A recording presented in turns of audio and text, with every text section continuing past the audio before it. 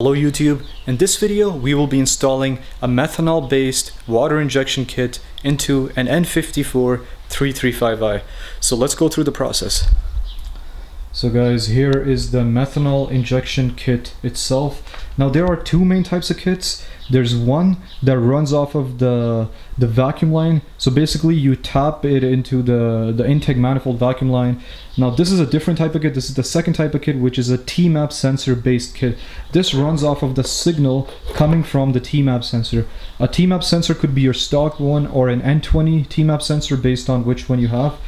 Now there's also stage 1 kits or stage 2 kits. The main difference is that stage 1 either comes on or off. Let's say at 10 psi it's supposed to come on, it either stays on or it doesn't come on.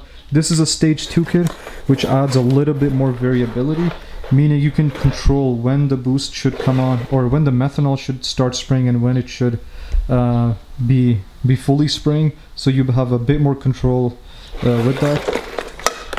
And yeah, the kit also came with a bit of a diagram. So this is a controller, 3 wires coming out of that, wire here going to the pump. There's a few wires for the light itself, so this light can tell me if my reservoir is running out. This light can tell me if I'm spraying methanol or not. There is a bit more controls here.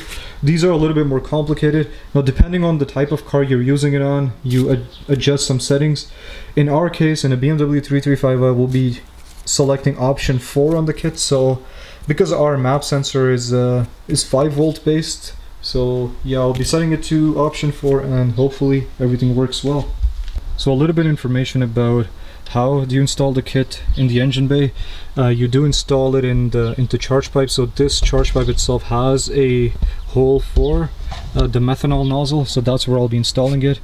The main reason you want to go with the methanol injection kit is because it allows for a cooling effect for the engine. Especially in my case, I have upgraded turbos and my stock fueling system has been maxed out. So if you have a big enough methanol nozzle, you can not only use it to avoid knock, you can use it for extra fueling as well. In my case, I'll be using a 1000cc nozzle, so that sprays quite a bit of fuel. Now this is a good alternative to port injection, because port injection is a lot more expensive. You need the rail, you need the injectors, you also need a controller and all that stuff. So that's why a methanol injection kit can be a good alternative. So up here I actually have an extra charge pipe which I can use to demonstrate how the nozzle goes in. So this is the nozzle. When I first got the nozzle, it didn't come in with the right thread size. I actually had to use a tap and die kit and thread this hole.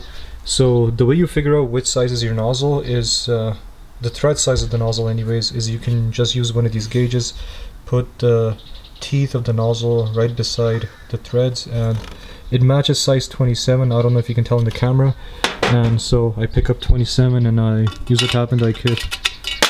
This is done properly, so the nozzle goes in just fine. Moving on, I've made a little bit of progress on the wiring. As you can see, that's the wiring harness for the TMAP sensor, and I've tapped into the yellow wire inside it, and so that's done. And I was also able to pass in the hose for the methanol injection kit along with the signal wire through the bottom. So you do have to remove the footwell cover, and then up here you might be able to see it's a pretty straightforward pathway to pass both these things, and just this hose and the signal wire are the only two things that need to go inside the hood. Other than that, everything sits at the back. Looking at the diagram, so far all we have installed is the signal wire, the yellow wire, and this hose right here, the one that goes to the charge pipe. And right now I'm gonna get the reservoir ready. And we have to get the reservoir ready because it does not come pre-installed with the methanol level sensor. The level sensor, you have to drill a hole and figure it out yourself. Here's a sensor. It's pretty basic. It just falls down. If you're low on methanol, it just goes up. If you have methanol, that's the idea behind it. So I'm just gonna tap a hole into it.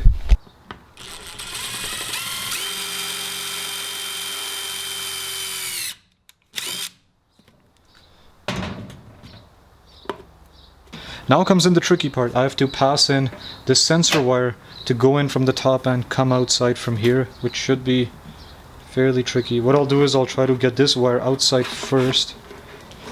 Okay, perfect. I was able to pass in this wire first. Now I'll just tape this to here.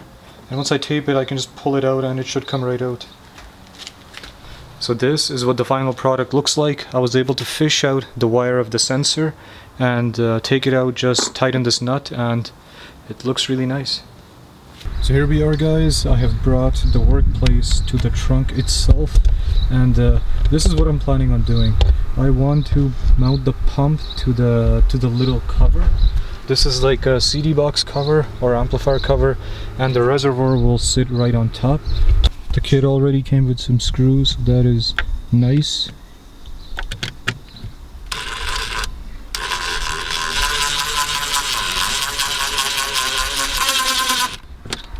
Let's see if the screw went through. I don't want to drill through my carpet, and oh my gosh, I drilled through the carpet. That was unintentional. Alright, so we've made more progress on the wiring, and all the wiring as of now is done. I know it's not the most aesthetically pleasing, but it's functional, and it basically just follows this diagram right here. I have a lot more wiring than I need to, because I also have trailer wiring going on here as well, which adds more wires than there needs to be. On this side, I don't know if you guys can see, but inside here I have two relays. So one relay powers the low pressure fuel pump, the second relay powers the methanol injection kit, and also in here I have two fuses for each of them, which are kind of nice. They also have a switch attached to them. If I ever need to switch off the methanol injection kit, I can just hit the switch and it stays off. So as of now, the things are cleaned up now a bit more anyways, and this is what the final setup looks like. I'm gonna run the very first test. The reservoir for the methanol injection is empty, so we'll run that test just to test if these lights work. So I was able to install these two lights. The green one will go on when methanol is being sprayed. The yellow one should go on if the reservoir is empty, which is the case right now. And to run the wires, I just ran them through the side of the door, through the weather stripping, and behind the car. So let's see how it goes.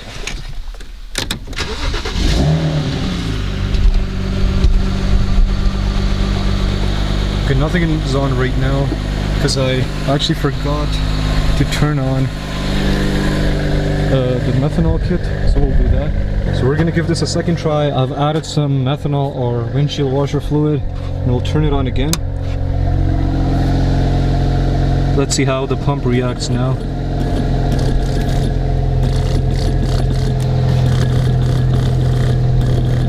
Seems like it's calibrating, it's not.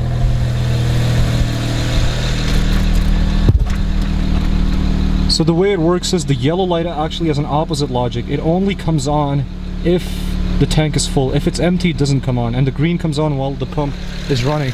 But let's see if we're spraying any methanol. Oh my gosh, it's spraying a lot. It's spraying water all over my engine. I didn't even realize.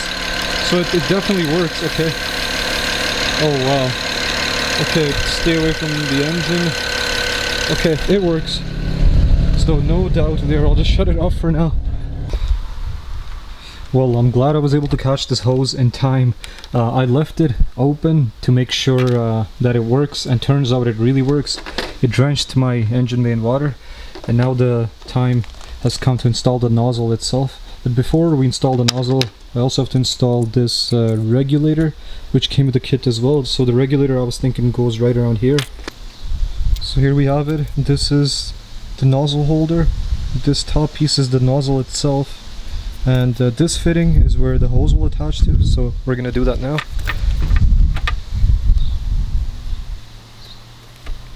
Now before I put it into the charge pipe, I just want to see how the spray pattern is, just out of curiosity more than anything.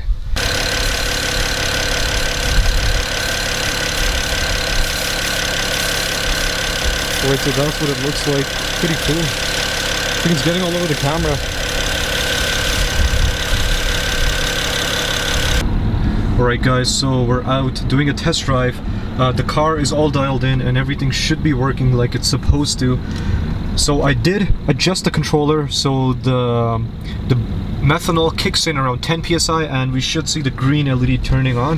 What I'll do is, I'm in second gear now, and I have my anti-lag also set to around 10 psi, so what I'll do is hold down this button.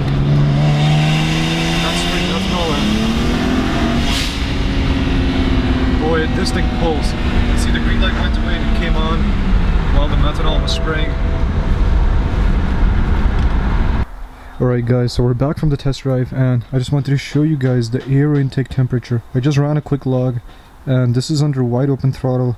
You can see the temperature is 31 degrees and it actually goes down to 29 degrees, and throughout the pull it stays the same, which is pretty good, which means the temperatures are really keeping up.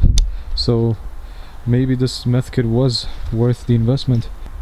So that is everything for today's video, guys. Hopefully you guys found this video helpful, and if you did, please consider subscribing, and I'll see you with another modification hopefully.